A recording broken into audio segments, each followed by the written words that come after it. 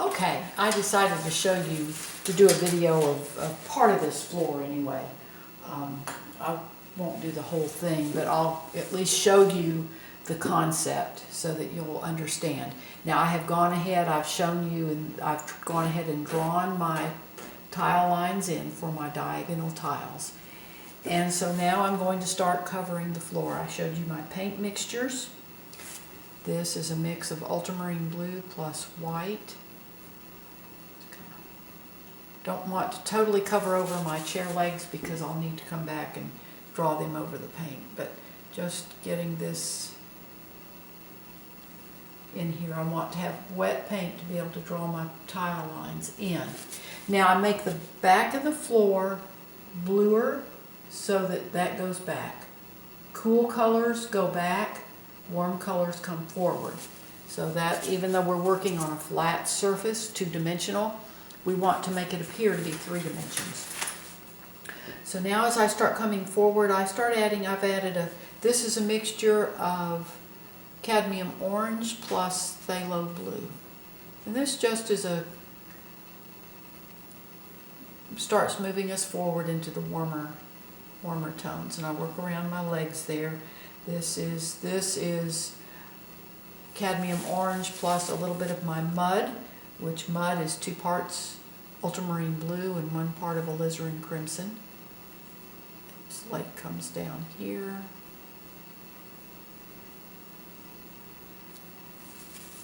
And I can come back in and need to make this a little bit lighter. I had it too dark. Add some white into that phthalo blue plus cadmium orange plus white. Some of you have asked what kind of oil paints I use.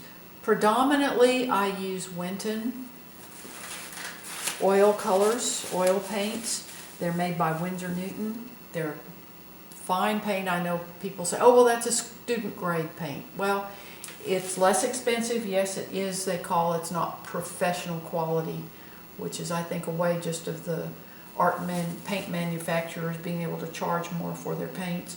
It's a great quality paint. Jack and I have used it for years. He used these Winton oil colors on $60,000 portraits. So they hold their colors, they're true. I buy them through, you can get Cheap Joe's, Dick Blick. And I buy the individual tubes. I don't buy the paint sets because they don't have the colors that I want to use. But anyway, I start just working forward. As I come forward, I start using some of my more oranger tones, the cadmium orange plus my mud plus a little bit of white. Now I'm not going to paint down too far because I want to be able to use these guidelines to do that diagonal tile. I'm going to come in here and do a little bit just to show you how I do this. Like I say, I'm not going to do the whole floor because it takes a little while to do it, but this just will show you the general concept.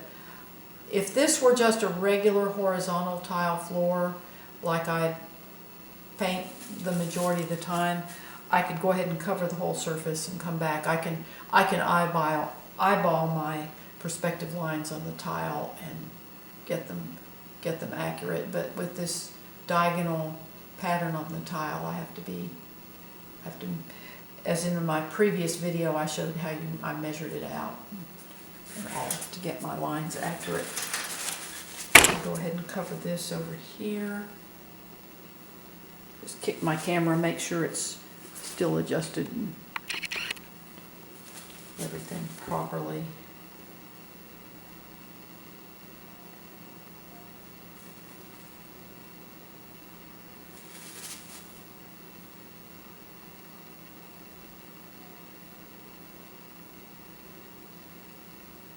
I can come back in and paint that little bougainvillea in there.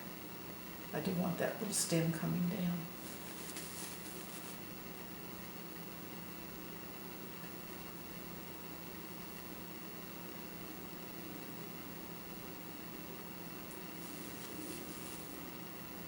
Again, I'm going to put some of my greens back here. And the one thing about having these greens in here is then they make this pink appear more vivid. Green and red are across from each other on the color wheel. So placing complementary colors next to each other or close to each other makes them appear brighter. Okay, I've got this in here. Now I'm going to start drawing my tile lines in. Okay, let me show you now what I do here. I'm using a mixture now of my mud, which is again the 2 parts ultramarine blue and 1 part of alizarin crimson, and I've mixed liquid into that. So what I'm going to do is my lines down here, I just follow them up and then hopefully connect them.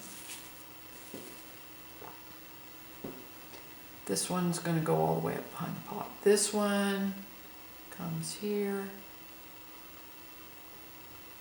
And the nice thing about the painting, and this is an old Terrace and Positano, if the lines aren't perfectly straight or if they're a little bumpy, that's okay. It just adds to the texture and beauty of the floor. So that, I want to get this totally covered right there. Again, so this, I just take this line up and connect it.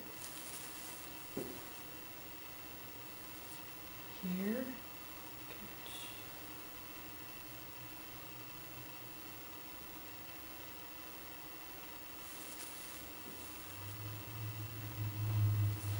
Same here. And I'll do this same process on the lower part of the floor. Is I'll paint the lower part and then bring the lines down.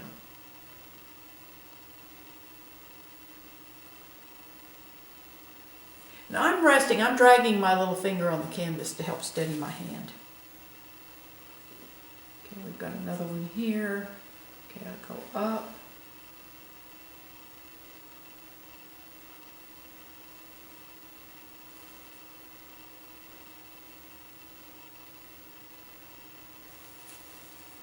Now these, we go the opposite direction. Come this way.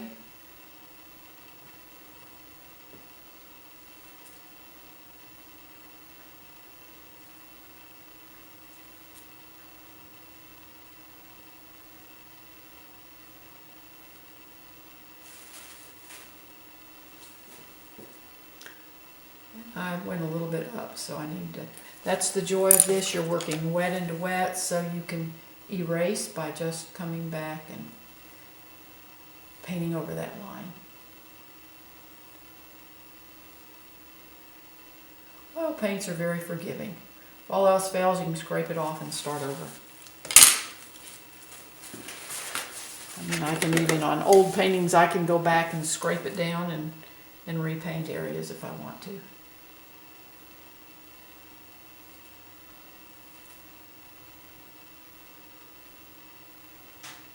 This way.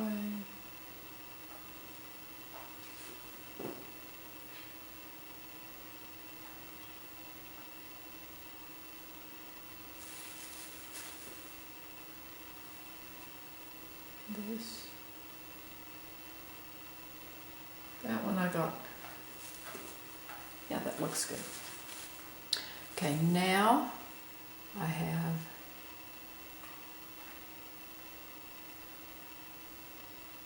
I just follow the angle of these lines to get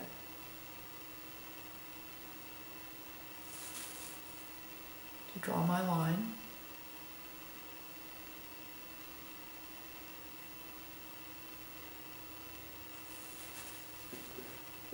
Went up a little bit, just my hand tends to just go up a little bit at the back of them. So I again just can paint this out. Use some of that phthalo green, phthalo blue plus cadmium orange mixture. That it actually makes a green, but it's just a nice muted tone. Okay, because I want this to cross over about the same point that that does. So give me a starting line there to reference point. because these all need to cross at about the same distance from the base of that wall. So I'll put myself another little starting point there. Just come, or I guess guide mark. But that's how we do it. And this floor is all done wet into wet. That makes it very easy to do those lines. It'd be very difficult to do this if that floor was dry, because you just would not get good smooth lines. Very, very difficult. And so you can see that's how we're starting to get that diagonal tile floor. And I'll just continue to do the bottom part. I'll just paint all of this and then bring my lines down. My crisscross lines, bring them down from those points. I'll show you also how I do the chair legs. And for this, I'm going to use my maul stick. This is a hook that's used for taking clothes off of a tall rack if you have a huge walk-in closet like some homes have and 2 or 3 racks of clothes, you just can lift clothes off the rack. It's also used in stores to lift clothes off the racks. But we got this at Container Store. They are still available at containerstore.com, and they're $19.99, which is exactly the price they were when Jack and I bought ours in either 1999, I think it was 1998 that we bought them. So that's a good deal. No inflation.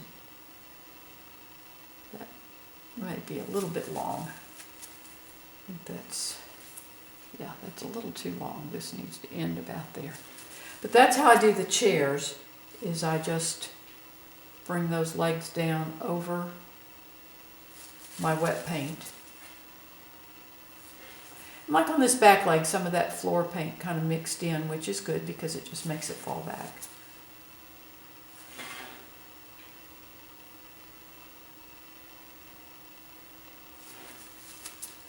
But that's how that's done.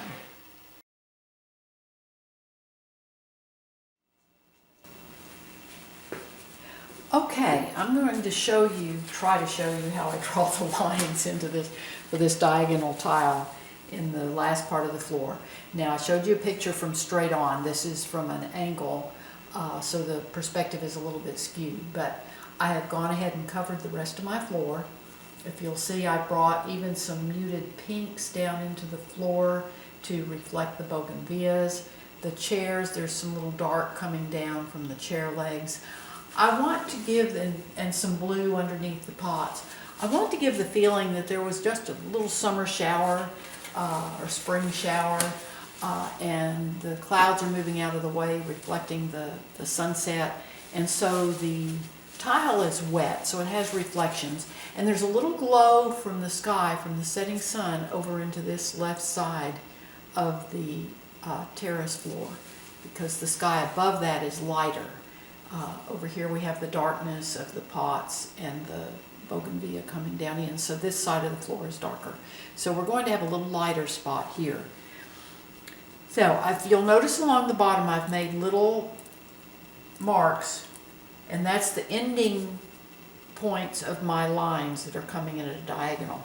Now, let's see how, I just kicked my camera. Let's make sure that it's still in focus. Okay, we are still in focus, and now there's my line. Let's pull the brush like this.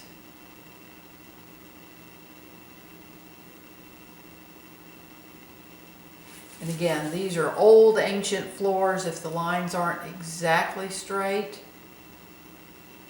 it's okay, because I mean they're old, rough, antique tiles. Now, I was a little bit off on that one, and I can just take my brush, this paint underneath is wet. I have all my colors mixed out on my palette, and so I can just come and erase that line and redraw it. So, let's try this again.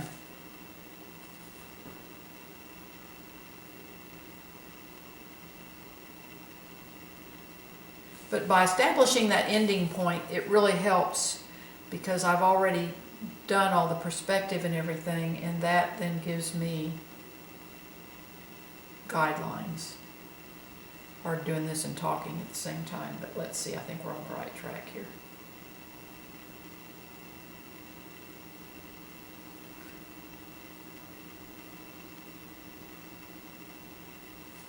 This is called a fine liner brush. And this brush is almost as old as I am. Jack got this in college. He was doing sign painting to help put himself through college. He had, I guess, 4 different jobs to put himself through school. In sign painting, he worked for a sign painter and learned how to lay gold leaf. And so anyway, this was one of his sign painting brushes. And he graduated from college in the year that I was 1 year old. So there were a few years difference between us, but we were soulmates.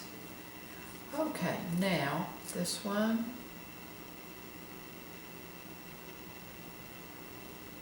Sure.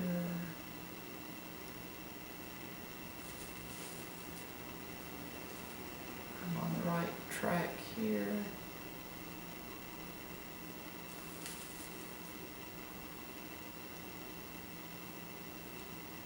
If you watch the first part of this, the first part, I showed in previous, in the, I'm all tongue twisted here. In the video before this, I showed how I established all the lines on the floor and established my perspective. So you'll go back, or you can go to my blog. The link is in the description below, and you'll see the complete step-by-step process of this painting. And it's going off a little bit.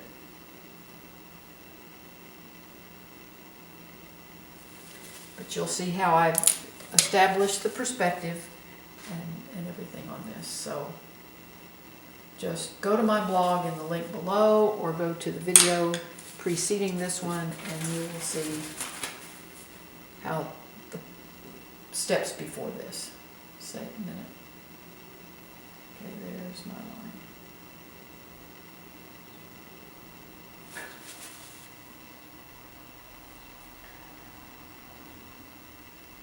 This takes some practice to do, but it can be done. I've done this for, I've had a lot of years doing this, so if you don't get it right the first time, you can always erase it and start over. Believe me, when I first started doing these lines, I got a lot of them wrong. Had to do a lot of these floors over, but with the wet into wet, it's easy enough to paint over them, or if you have to, you can just scrape it all off and start over.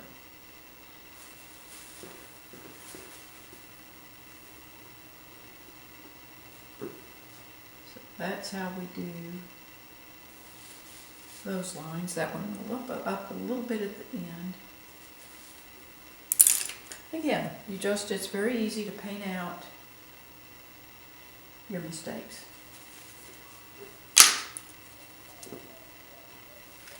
These lines are, okay, now I made my little mark here, starting point, ending point.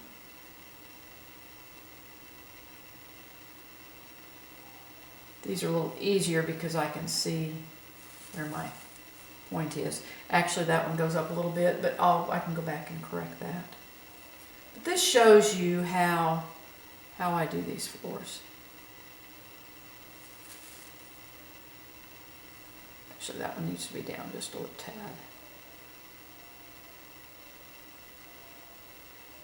And I can go back and paint my chair leg. And this is a mixture of my mud plus liquid. And the mud is 2 parts ultramarine blue and 1 part alizarin crimson.